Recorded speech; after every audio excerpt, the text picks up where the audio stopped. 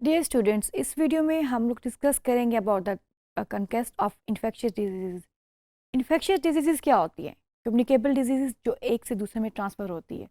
अगर हम हिस्ट्री में देखें तो बहुत सी डिजीज़ ऐसी आई जिनकी वजह से मोर्टेलिटी एंड मॉर्बिडिटी इंक्रीज़ हुई। मोर्टेलिटी मीन डेथ्स बहुत ज़्यादा हुई। इसमें हमारे पास एक जो एग्जांपल है वो ब्लैक डेथ या प्लेग की है। ट्यूबरक्लोसिस है जिसकी वजह से हमारे पास में बहुत डेथ्स हुई। फिर स्मॉल पॉक्स है, कॉलरा है, टाइफाइड है, टाइफस है and yellow fever. So these all are the major killers जिसकी वजह से डेथ्स हुई। These are the infectious diseases और जिनकी वजह से डेथ हमें पास्ट में देखनी पड़ी बहुत ज़्यादा। मॉर्बिडिटी भी इंक्रीज़ हुई एंड मोर्टेलिटी भी बहुत ज़्यादा हुई। फिर उस पर डिफ्थेरिया भी हमारे पास आ रहा है, मीज़ल्स आ रहा है, इन्फ्लुएंजा आ रहा है। अच्छा, अगर हम अब बात करते हैं infectious disease were conquered by the 1960। अब 1960 में क्या हुआ जिसके बाद हमने काफ़ी हद तक कंट्रोल कर लिया इन्फेक्शियस डिजीज़ के ऊपर, और डेथ रेट और जो मॉर्बिडिटी थी इन डिजीज़ की वजह से वो कम हो गई by the invention of the immunization, जिनको हम वैक्सीनेशन कहते हैं, और by the invention of the antibiotics. Antibiotics और इम्यूनाइजेशन के डिस्कवरी के बाद हमने काफ़ी हद तक इन डिजीज़ को कंट्रोल कर लिया। अगर हम देखें, जैसे हमने देखा, टीबी की वैक्सीनेशन है हमारे पास, टाइफाइड की हमारे पास वैक्सीनेशन है। कुछ ऐसी चीज़ें थी जिनको हमने through proper public health measures के थ्रू कवर किया और उनको हमने काफ़ी हद तक कंट्रोल कर लिया। फर्दर अगर हम बात करते हैं जो पब्लिक हेल्थ मेजर्स की है जो 1960 के अंदर कंकर्ड की गई थी, हमने इन पे कंट्रोल किया था इन्फेक्शियस डिजीज़, वो था पब्लिक हेल्थ मेजर जिसमें आपके पास प्यूरिफिकेशन ऑफ वाटर है। बिकॉज वाटर की वजह से, कॉलरा वाटर की वजह से हो रहा था, आपको टाइफाइड वाटर की वजह से हो रहा था। बहुत से ऐसे जो वाटर बॉर्न डिजीज़ थी वो हमने प्यूरिफिकेशन ऑफ वाटर के थ्रू कंट्रोल की। हमने प्रॉपर डिस्पोजल ऑफ जो आपका सर्विस सिस्टम है उसको आपने बेहतर किया, और पेस्चराइजेशन ऑफ मिल्क, क्योंकि मिल्क की वजह से भी काफ़ी डिजीज़ हो रही थी।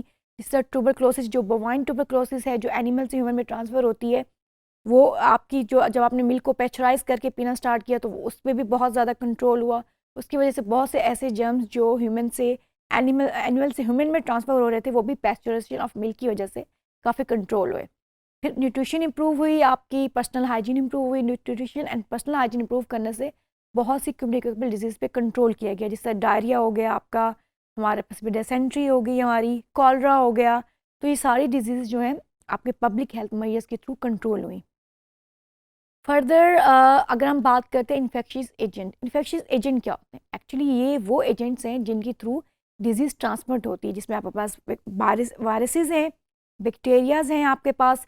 अ, जो ज़्यादा हमारे पास कॉमन ट्यूबरक्लोसिस है, कॉलरा है, टाइफाइड है, डिफ्थेरिया है, फिर स्मॉल पॉक्स वायरस है, एड्स का है, येलो फीवर का है, मीजल्स का है हमारे पास। सर्टन पैरासाइट्स हैं जो कि मलेरिया है हमारे पास, टेप फॉर्म में, हुक फॉर्म में। So these are other certain infectious agent जो कि रिस्पॉन्सिबल हैं आपकी डिजीज़ कॉजेशन के ह्यूमंस के अंदर। अच्छा, अब चेन इन्फेक्शन क्या होती है? एक्चुअली अब मैंने बताया आपको कि हमारे इन्फेक्शियस एजेंट होते हैं। चेन इन्फेक्शन ये है कि वो जो एजेंट है वो किस तरह से ट्रांसमिट होते हैं और किस तरह से डिजीज़ काज करते हैं। अब हमारे पास अगर हम बात करते हैं अबाउट द चेन, तो हमारे पास एक पैथोजन होता है जो इन्फेक्शियस एजेंट होता है, हमारे पास रिजर्वायर होते हैं, हमारे पास मीन्स ऑफ ट्रांसमिशन होते हैं, और हमारे पास कोई होस्ट होता है। अच्छा, अब रिजर्वायर क्या होता है? आप कोई एनिमल हो सकता है, प्लांट हो सकता है, सॉइल हो सकती है, ह्यूमन हो सकता है, और एनी सब्सटेंस हो सकता है जिसके अंदर आपका ये जो इन्फेक्शियस एजेंट है ये मल्टीप्लाई करता है और ग्रो करता है। अब इसके लिए इट्स नॉट इम्पॉर्टेंट कि जिसके अंदर वो ग्रो कर रहा हो वो खुद भी उससे इफेक्ट हो रहा हो। समटाइम वो सिर्फ वो डिजीज़ जो है पास ऑन करता है। मीन्स ऑफ ट्रांसमिशन के किस तरह से ट्रांसमिशन हो रही है, ड्रॉपलेट के थ्रू हो रही है, एरोजोल के थ्रू हो रही है, डायरेक्ट टचिंग के थ्रू हो रही है, और होस्ट कौन है, किसको जाके इफेक्ट कर रहा है। जब भी आपने किसी डिजीज़ को कंट्रोल करना है तो आपने उसको चेन ऑफ ट्रांसमिशन देखना है कि हम कहाँ पे जाके किसके थ्रू उस डिजीज़ को कंट्रोल कर सकते हैं। तो this is very important concept in epidemiology कि आपने चेन ऑफ ट्रांसमिशन देखनी है for the controlling of any disease. और जो हमने इन्फेक्शियस डिजीज़ को बहुत ज़्यादा कंट्रोल किया वो भी इसी के थ्रू किया, चेन ऑफ ट्रांसमिशन को फाइंड आउट करके। अच्छा, मोड ऑफ ट्रांसमिशन मैंने अभी आपको बताया जी, is directly from one person to another. Aerosol है आपके पास, touching contaminated object and putting hand and to mouth, nose and eye. कि समटाइम आप किसी ऐसी सरफेस को टच कर लें जो कि कंटेमिनेटेड है या उस पर जम्स हैं, जब आप उसे टच करेंगे तो वो जो जम्स हैं वो आप में ट्रांसफर भी हो जाएंगे। तो इसके लिए फिर वही पर्सनल हाइजीन कहा जाता है। अगर अपने हैंड वाशिंग अच्छी तरह करें तो आप उसको स्टॉप कर सकते हैं हैंड वाशिंग से, वो जो एजेंट हैं वो आपके अंदर ट्रांसफ़र हो सके। फिर फीकल रूट होता है आपका, वेक्टर्स हैं, थ्रू सेक्सुअल कंटेक्ट है, बहुत से जो सेक्सुअल ट्रांसमिटेड डिजीज़ हैं इस तरह से फैलती हैं, ये आपका एक चेन ऑफ ट्रांसमिशन है। अच्छा, अब आपने चेन ऑफ ट्रांसमिशन की इंटरप्शन कैसे करनी है? इंटरप्शन होगी, कहीं पे स्टॉप होगा तो आपकी डिजीज स्टॉप हो गई। एंटीबायोटिक्स, जिससे मैंने बताया we have two things, antibiotics and immunization, जो कि 1960 में जब डिस्कवर हुई तो उसके बाद हमने बहुत सी डिजीज़ पे कंट्रोल कर लिया। यानी आप बहुत से पैथोजन को कंट्रोल कर सकते हैं विद एंटीबायोटिक्स के थ्रू, आप एलिमिनेट कर सकते हैं रिजर्वायर अगर आपको पता चल जाए, या आप जो रेजिस्टेंस है होस्ट की वो इंक्रीज कर सकते हैं। तो these are the certain steps for interruption of the chain of transmission. Immunization भी, जो वैक्सीनेशन के थ्रू भी हम उसको कंट्रोल कर सकते हैं। प्रिवेंट, जो अभी हमने बताया जी, हैंड पर्सनल हाइजीन में आपके hand hygiene is very important, आपकी हैंड वॉशिंग, आपकी क्वारंटाइन। अच्छा, अब क्वारंटाइन क्या है? क्वारंटाइन एक्चुअली एक थिंग होती है जब आपको पता चलता है कि ये डिज़ीज़ हो रही है और ये डिज़ीज़ इतने टाइम ड्यूरेशन में दूसरे को ट्रांसफ़र हो सकती है। तो जब एपिडेमियोलॉजिस्ट या जब कोई रिसर्चर ये फाइंड आउट कर लेता है तो आप उस पर्सन को उतने टाइम के लिए क्वारंटाइन कर लेते हैं या आइसोलेट कर देते हैं दूसरों से, जितने टाइम में वो उस डिज़ीज़ को दूसरे में ट्रांसमिट कर सकता है। So that is known as a quarantine. अब जब कोविड-19 पेंडेमिक को हम देखें, जब वो आया था तो शुरू में हमें उसके बारे में ज़्यादा इन्फॉर्मेशन नहीं थी, लेकिन जैसे ही वो डिज़ीज़ बढ़ती गई, उस पर रिसर्चेज होती गई, तो ये जो कंफर्म हुआ कि ये जो डिज़ीज़ है इसका जो इंक्यूबेशन पीरियड है मीन ये 14 डेज़ है, यानी 14 डेज़ के अंदर अगर कोई पर्सन इन्फेक्टेड है तो दूसरों को इन्फेक्ट कर सकता है। आफ्टर 14 डेज़ वो डिज़ीज़ दूसरे से ट्रांसमिट नहीं हो सकती। तो तब एक रूल पास हुआ था कि जिसको भी ये डिज़ीज़ है या जो भी सस्पेक्टेड है वो एटलीस्ट 14 डेज़ के लिए अपने आप को क्वारंटाइन कर ले या अपने आप को सेपरेट कर ले from the rest of the उसके जो फैमिली मेम्बर्स हैं या फ्रेंड्स हैं।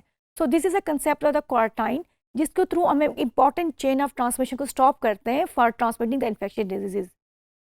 फिर एपिडेमियोलॉजिकल सर्वेलेंस हमारे पास आ जाती है, कंटैक्ट ट्रेसिंग आ जाती है।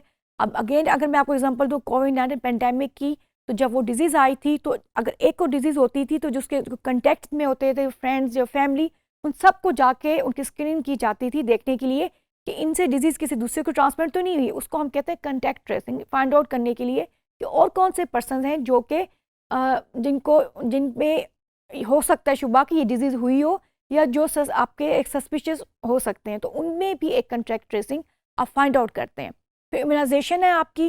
इम्यूनाइजेशन ये है कि आप जब वैक्सीनेशन देते हैं तो आप उस डिज़ीज़ को फर्दर स्प्रेड होने से रोक सकते हैं, जिसमें ट्यूबरकुलोसिस की वैक्सीनेशन है, हमारे पास पोलियो की वैक्सीनेशन है।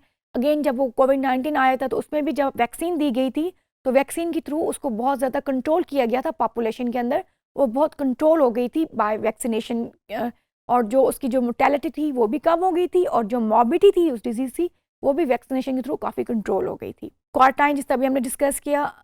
अच्छा, फिर है इरेडिकेशन। इरेडिकेशन क्या चीज़ है? अगर हम अगेन इसकी बात करते हैं एपिडेमियोलॉजी की, तो हमारे पास एक कंट्रोल है, एक एलिमिनेशन है, एक इरेडिकेशन है। कंट्रोल सिर्फ आपने डिजीज़ को कंट्रोल करना है, ठीक है। एलिमिनेशन आपने उसको ट्राई करना है कि वैक्सीनेशन उसके थ्रू आपने एलिमिनेट करना है।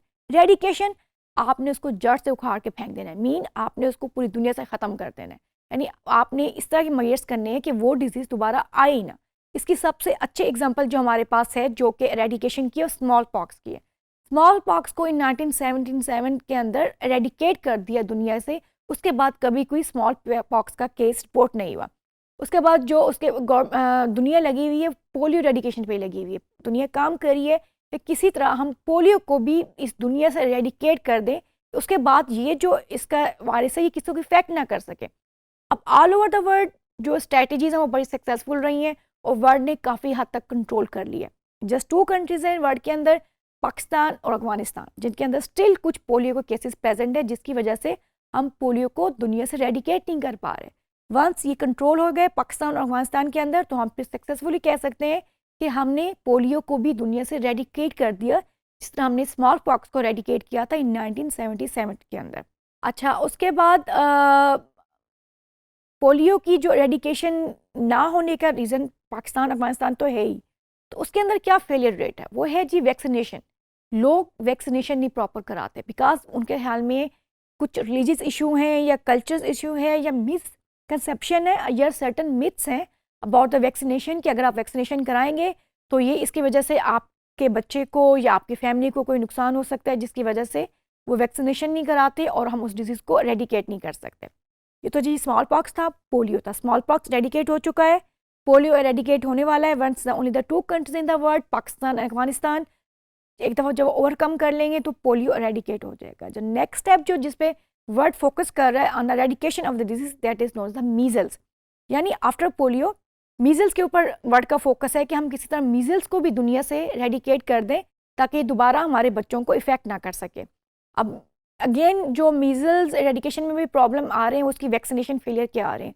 लोग कहते हैं जी अगर हम ये वैक्सीनेशन कराएंगे तो इससे जो सडन इन्फेंट डेथ सिंड्रोम है जिसमें 1 साल से कम बच्चे की डेथ हो जाती है, उसके चांसेस बढ़ जाते हैं या बच्चे की जो डेवलपमेंट है वो डिस्टर्ब हो जाती है। सो ये फेयर ऑफ वैक्सीन की वजह से बहुत से डिजीज़ हैं जिनको आप प्रॉपर्ली एरेडिकेट नहीं कर सकते या प्रॉपर्ली ट्रीट नहीं कर सकते। जिस तरह कोविड-19 पैंडेमिक आया था तो शुरू में उसकी वैक्सीनेशन के को लेके भी बहुत मिथ्स आई कि जो वैक्सीनेशन है इसको करने से आपको फलां बीमारी हो जाएगी या आपकी बॉडी पे ये इफेक्ट करेगी। तो वैक्सीनेशन थोड़ा स्लो स्टार्ट हुई जिसकी वजह से उसकी मोर्टेलिटी बहुत इंक्रीज़ हुई। वंस लोगों का वो फेयर ख़त्म हुआ, लोगों ने वैक्सीनेशन कराई तो उस डिज़ीज़ को दुनिया ने बहुत हद तक कंट्रोल कर लिया और उसकी वजह से डेथ्स या जो मॉर्बिडिटी हो रही थी, हॉस्पिटल्स जो भरे हुए थे, उसका रेट बहुत ज़्यादा कम हो गया। इसके अलावा अगर हम देखें जो हर्ड इम्यूनिटी होती है वो भी अगर आप वैक्सीन लोग ना करवाएं तो वो इफ़ेक्ट होती है। हर्ड इम्यूनिटी क्या होती है कि आपकी जो पूरी कम्युनिटी है, जो पॉपुलेशन है, उनके अंदर इम्यूनिटी आ रही होती है एक से दूसरे को। अब अगर वो वैक्सीनेशन प्रॉपर नहीं होगी, कुछ लोग अनवैक्सीनेटेड रह जाएंगे तो आपकी हार्ड इम्यूनिटी भी उसमें डिस्टर्ब होती है और प्रॉपरली आप उस तरह से अपनी उस डिजीज़ से अगेंस्ट प्रोटेक्ट नहीं कर सकते अपने आप को। फिर कुछ ऐसा भी है फेयर ऑफ वैक्सीन के अलावा reluctance of pharmaceutical companies, because आप अगर वैक्सीन दे देंगे तो डिजीज़ तो प्रिवेंट हो जाएगी, तो जो फार्मास्यूटिकल कंपनीज ड्रग सेल कर रही हैं वो उसको सेल नहीं कर सकेंगी। तो कुछ वो भी एक फैक्टर आता है, कुछ उनके भी कुछ होते हैं कि आप किसी तरह अगर हम ड्रग हमारी सेल नहीं होगी तो डिजीज़ का अगर कंट्रोल होगी तो ड्रग हमारी सेल नहीं होगी। तो देयर आर सर्टन थिंग्स जो कि इसके उसमें आ रही होती हैं। But the main thing is by the immunization and by the antibiotics हमने बहुत हद तक इन्फेक्शन डिजीज़ को कंट्रोल किया और जो 1960s में डिस्कवरीज हुई उसके साथ कंट्रोल हुआ और फर्दर आगे इसके डिस्कवरीज होती जा रही हैं और इसकी वजह से हम बहुत सी डिजीज़ की एलिमिनेशन और एडिकेशन फेज़ में हैं। Thank you very much students.